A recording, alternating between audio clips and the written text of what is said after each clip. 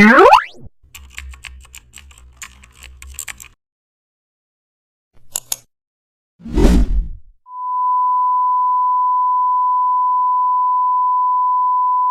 back to the channel. Don't forget to like, share and subscribe for more updates. Today we are diving into an exciting tutorial how to design old music art in Photoshop.